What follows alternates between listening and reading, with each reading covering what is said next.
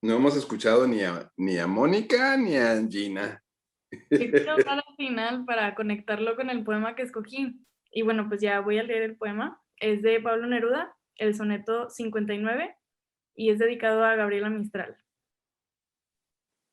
Pobres poetas a quienes la vida y la muerte persiguieron con la misma tenacidad sombría, y luego son cubiertos por impasible pompa, entregados al rito y al diente funerario. Ellos, oscuros como piedrecitas, ahora, detrás de los caballos arrogantes, tendidos, van, gobernados al fin por los intrusos, entre los edecanes, a dormir sin silencio. Antes, y ya seguros de que está muerto el muerto, hacen de las exequias un festín miserable, con pavos, puercos y otros oradores. Acecharon su muerte y entonces la ofendieron, solo porque su boca está cerrada y ya no puede contestar su canto.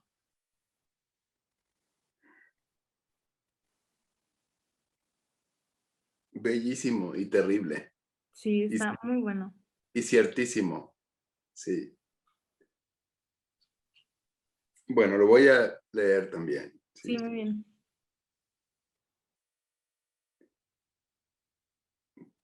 Pobres poetas, a quienes la vida y la muerte persiguieron con la misma tenacidad sombría, y luego son cubiertos por impasible pompa, entregados al rito y al diente funerario. Ellos, oscuros como piedrecitas, ahora detrás de los caballos arrogantes, tendidos van, gobernados al fin por los intrusos, entre los edecanes, a dormir sin silencio. Antes, y ya seguros de que está muerto el muerto, hacen de las exequias un festín miserable, con pavos, puercos y otros oradores. Acecharon su muerte y entonces la ofendieron, solo porque su boca está cerrada y ya no puede contestar su canto. Qué tremendo, ¿verdad? Sí. Me hace recordar otra vez una experiencia de esta semana en clase, ¿sí? Hablando de la Declaración Universal de los Derechos Humanos y entonces de la historia de cómo se llegó a ella, de cómo se formó. Decía yo que una de las raíces innegables es el pensamiento cristiano. Y entonces un alumno relacionado, decía yo que es un producto de Occidente, que hay que reconocerlo como tal, o sea, los que ganaron la guerra son los que la hicieron, ¿verdad? Y quien ganó la guerra fue Occidente. Y más concretamente, pues es un producto judeocristiano, porque pues finalmente no podemos entender a Occidente si no entendemos el mundo grecolatino y si no entendemos el pensamiento judeocristiano. De ahí viene Occidente. Y entonces me decía, pero ¿por qué, maestro? Fíjese todas las atrocidades que la Iglesia Católica hace y demás. Y empieza. Y le dije, tienes toda la razón. Yo no estoy hablando de eso. Yo, cuando digo pensamiento cristiano, no estoy hablando de la Iglesia Católica, ni de la Episcopal, ni de la Presbiteriana, ni de las otras iglesias evangélicas, no. Estoy hablando del pensamiento de Cristo, ¿verdad? Que muchas veces es contradicho. Voy a hablar de la católica porque es la mía, por la Iglesia Católica. Y le dije, ¿qué mayor ejemplo de pensamiento anticristiano que el hecho de que la Iglesia Católica no permita que las mujeres accedan al sacerdocio? Eso no es de Cristo. Eso no es cristiano. Podrán, como dice Humpty Dumpty, all the king's horses and all the king's men, ¿verdad?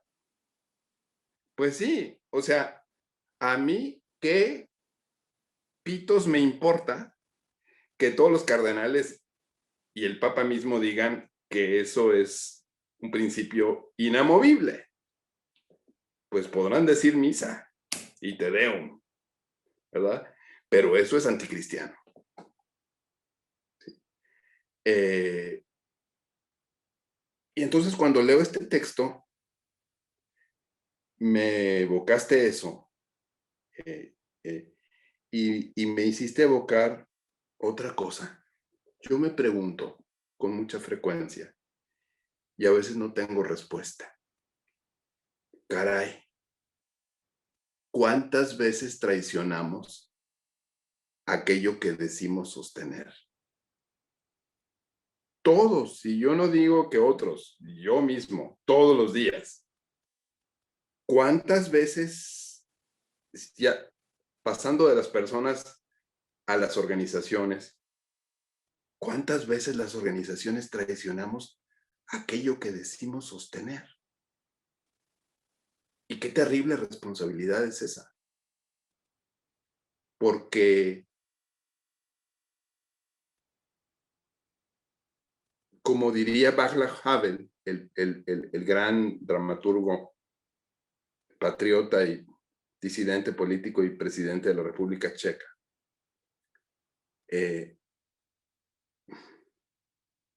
no hay nada más corrosivo y más dañino que la mentira, ¿verdad? Porque a fuerza de estarla repitiendo todos los días,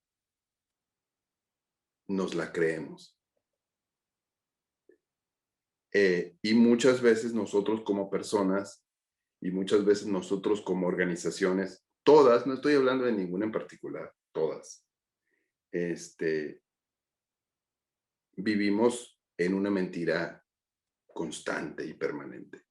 Y decimos que creemos en tal cosa y lo que hacemos todos los días es exactamente contrario a aquello que decimos que es en lo que creemos. Y yo creo que de eso está hablando aquí Pablo Neruda. De eso y de un poquito más, ¿sí? Porque fíjate, dice, pobres poetas, a quienes la vida y la muerte persiguieron con la misma tenacidad sombría. Pues claro, o sea, generalmente los poetas son perseguidos. Generalmente los poetas son marginados. Porque dicen la verdad. Porque hablan desde una verdad muy profunda.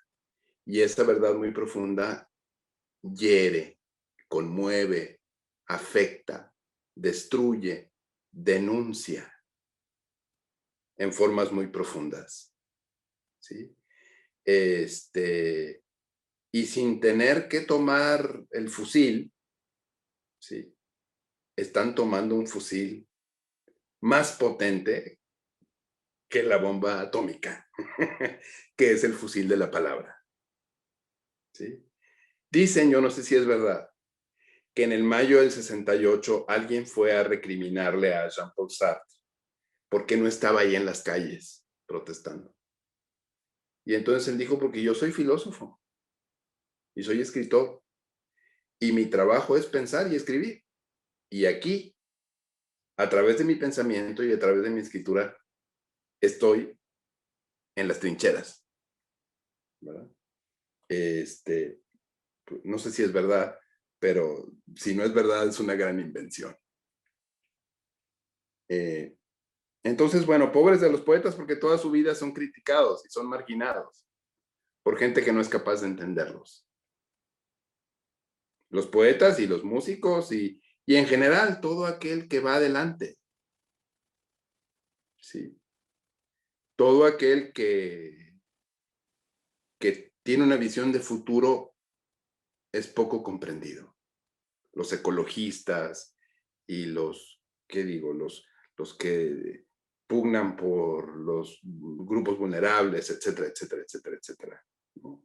Ejemplos hay miles, afortunadamente. Pero como dice Federico Reyes Heroles, o sea, dice palabras más o menos, ¿verdad? El mundo lo hacen los rebeldes. Si no fuera por los rebeldes, el mundo seguiría en la edad de piedra. Si no fuera por los que critican, si no fuera por los que denuncian, si no fuera por los que proponen e imaginan, pues el mundo seguiría haciendo fuego con 2 palitos, o menos que eso. ¿Sí? Dice, a los que persiguieron con la misma tenacidad sombría. Fíjate qué hermosa expresión. Claro, es la sombra. Los persiguen con la sombra del oscurantismo, ¿sí? Frente a la luz del conocimiento. ¿Sí? Y luego, cuando se mueren, los hacen santos, ¿verdad? Claro, ¿cuántos hoy adoran a Neruda y antes dijeron que era un rojo y lo quisieron ver muerto? ¿Sí? Con impasible pompa, claro, se visten de traje y se ponen de luto, para honrar el recuerdo de un personaje, el legado de un personaje, para honrar hipócritamente el legado de un personaje. Entregados al rito, o sea, a la mera forma y a la pompa, al diente funerario, al rito y al diente funerario, algo que no significa, algo hueco, totalmente hueco, no a la esencia, ¿verdad? Y entonces manipulan el recuerdo, ¿sí? Como hoy manipulamos, pues, a tantos, ¿sí? Héroes nacionales y héroes particulares, a tantos, ¿sí? Desde mi santa madrecita hasta, ¿qué digo? Pues los grandes de la historia, ¿sí?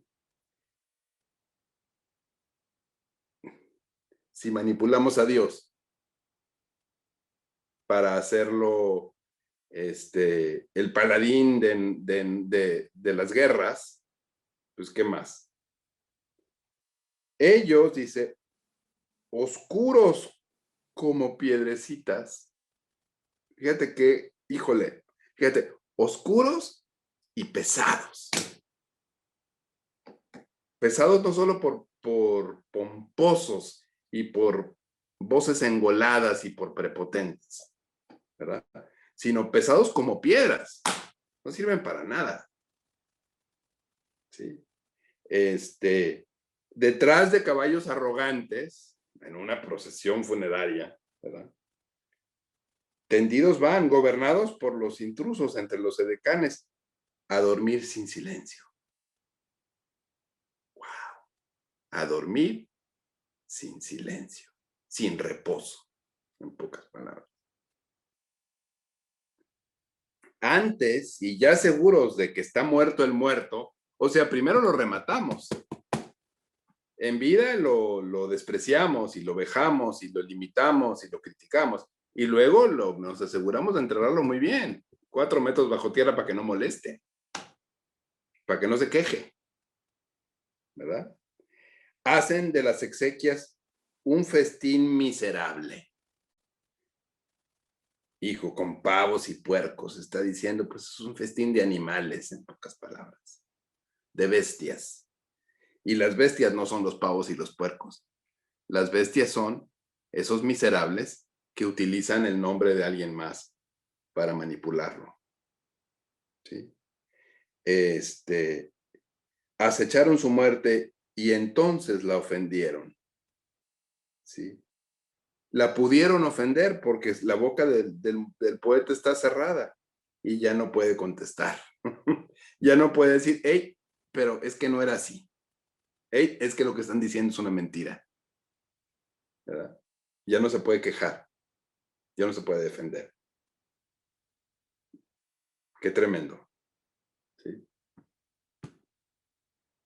Sí, pues precisamente, o sea, el tema es, pues como está dedicado a Gabriela Mistral, es como un homenaje ya de su muerte, lo que dijo al final también, que ya no podía hablar el poeta porque ya estaba muerto, callado, pues Neruda quiso hacerle como este poema a ella para hablar de que pues no es cierto, o sea, él quería exponer como esa hipocresía de las instituciones por estarla alabando cuando en vida la querían callar porque pues era una persona incómoda que hablaba de desigualdad y pues sí Claro. exponían lo que ella estaba viendo.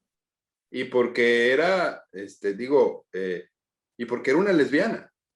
Seguramente eso hizo que la despreciaran aún más. ¿Sí? Es una lesbiana, pues hasta cierto punto de closet, bueno, hay que ver la época en la que vivió, pero finalmente ese es un factor, no solo sus convicciones políticas, sino sus preferencias sexuales. Seguramente le hicieron todavía más criticable y más despreciable para el establishment. A ver, Andrés, ¿qué tienes que decir de esto? Pero sí creo. Sí, eso, échale. Tal vez yéndome un poco al pasado y en el ánimo de generar algún tema. Creo que sí somos responsables de la educación de los demás. Es decir,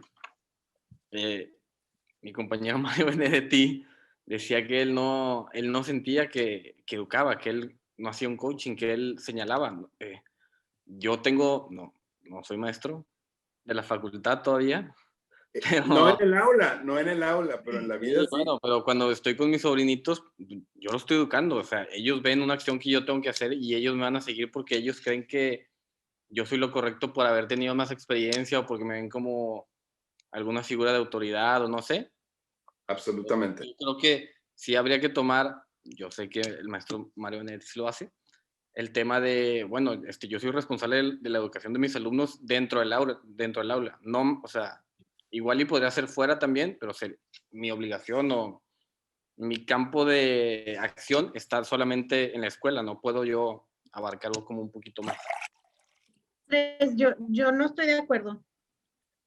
A ver, Gina. No tiene nada que ver con el poema, pero yo creo, o sea, sí estoy de acuerdo en que todos somos maestros de cierta forma, en eso no tengo la menor duda, o sea, no necesito tener un aula y un grupo de alumnos alrededor para enseñarle algo a alguien.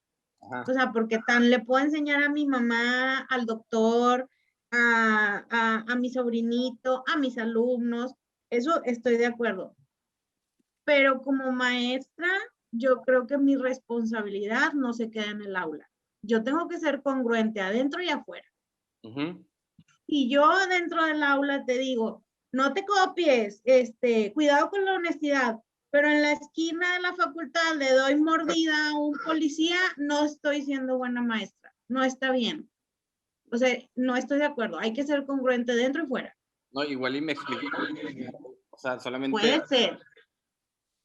Ajá, pero tú no puedes señalar igual en el aula que fue el aula. O sea, como que eso me... O sea, no, eso sí, o sea, a lo mejor yo no tengo la autoridad moral si me encuentro a Mónica en la calle y veo que hace algo mal, pues a lo mejor no tengo la autoridad moral para decir sí o no. En el aula, obviamente. Digo, quizás si hubiera alguna confianza, porque a lo mejor a Mónica la acabo de conocer, pero bueno, a ti te conozco desde hace más tiempo, a lo mejor a ti sí te daría un jalón de orejas. Puedes señalar cualquier acto. Sí. Y a Reynolds, que lo conozco desde hace como 20 años, bueno, o sea, le doy un zape. ¿O más? Ya aprendí el micrófono porque también me puedo defender. A ver. Estoy de acuerdo. O sea, al final de cuentas, tratar de ser congruentes y no tratar de acomodarnos en la mejor posición posible. Y un poco hablando de lo que me comentaba Andrés, yo más bien, sí, me queda clarísimo mi rol de maestro y que tengo que al final de cuentas se tienen que cubrir unos materiales y desarrollar unas competencias, pero sin embargo, creer que yo puedo meterme a la cabeza de alguien para enseñarle algo, me parece muy arrogante. Me parece que prefiero tratar de evocarlo, o sea, hacer que nazca de él, de esa persona. Y pienso que, de cierta manera, la poesía, o como comentaba el maestro Puertas al principio, una canción puede generar más las condiciones para que eso suceda. Yo voy a tratar de provocarlas, de ser provocativo, de ser evocador, pero que yo tenga la magia para poder hacer que el cambio adentro, pues me parece arrogante al final de cuentas. O sea, pero bueno, sí lo intento, no siempre lo logro. No la tenemos. Yo estaría de acuerdo contigo, Reino. Sería muy, bueno, tal vez seres prodigiosos si la tienen. Acá los simples mortales, difícilmente la tenemos. Pero es que en realidad creo entender lo que dice Andrés y coincido con Andrés, y creo entender lo que dice Gina y coincido con Gina también. Es que hay un equilibrio muy difícil, ¿verdad? Porque por un lado, a ver, no somos sus papás. Eso tiene que estar clarísimo. Ni sus abuelitos, ni sus tíos, ni sus hermanos, ni sus amigos, ni sus parientes, ¿verdad? Somos sus maestros. Y eso tiene un límite muy delicado, que solo en situaciones extremas tendríamos que romper o podríamos romper. Pero tenemos que jugar en esa cuerda floja que es, uno, reconocer que no somos sus papás, ni sus hermanos, ni sus amigos, ni son nuestra familia, ni es nuestra casa, ni nada. Pero al mismo tiempo, tenemos que ser más que simplemente maestros, en el sentido de transmitir más que simplemente derecho civil o derecho mercantil o derecho penal o derecho laboral. Creo, No. maestro, que paradójicamente, al darles esa responsabilidad a los demás, o sea, al no querer darles de comer en la boca, puede incluso ser todavía más el impacto que pudiéramos tener en su educación. Absolutamente, yo lo creo así. Mira, la forma como yo creo que mejor los puedo enseñar y formar es diciéndoles, a pesar de todo esto, a pesar de todo lo que ocurre, uno tiene que levantarse todas las mañanas, lavarse la cara, ¿sí? Y hacer lo mejor que puede en las circunstancias, porque la vida es así, no es miel sobre hojuelas, ¿verdad? Y hacerles creer que la vida es miel sobre hojuelas es, primero, engañarlos y segundo, maleducarlos, porque hoy, mañana o pasado mañana se van a dar cuenta que la vida no es miel sobre hojuelas y que hay que sobreponerse y ver todo lo que tenemos. Iba a comentar con eso que están diciendo de los maestros. O sea, yo creo que, o sea, ¿qué tanto como influyen en el alumno? No son familia, no son nada cercano, no son amigos, pero yo creo que inevitablemente, bueno, es de lo que me he dado cuenta. Me imagino que es muy difícil como separar ideologías o ideas que son propias, que son parte de cómo piensan y pues transmitirlas a los alumnos. Y yo siento que eso también es parte como de repente del freno, o sea, como que a veces no nos damos cuenta como maestros o así, de que pues eso que nosotros les estamos imponiendo, a lo mejor a ellos no los deja pensar de una manera distinta o los hace pensar que la forma en la que ellos estaban viéndolo no es la correcta. Y pues no, o sea, nos quedamos igual, o sea, ya no hay un avance, ya no hay como pues, revolución, por así decirlo, en ideas. Claro, claro. Gracias. Fíjate, dices una gran verdad. Este semestre algún alumno me dijo, oiga, ¿le puedo hacer una pregunta? Están en cuarto semestre. ¿Y cómo es eso de la tesis? ¿Y cómo se hace? ¿Y quién la prueba? ¿Y cómo se presenta? Total, que dedicamos unos minutos a hablar de eso. Y entonces otro me dijo, ¿y usted de qué escribió su tesis? Y le dije, pues del presidente judicial y la jurisprudencia. Y me dice, pues ha de ser muy actual porque ahora, le dije, no, bueno, pues actual, pues imagínate que se escribió se escribió en 79, se presentó en 81, imagínate qué tan actual puede ser. Le dije, aunque sí es actual, en el sentido de que una de las cosas que concluía es que era conveniente que hubiera jurisprudencia por una sola ejecutoria.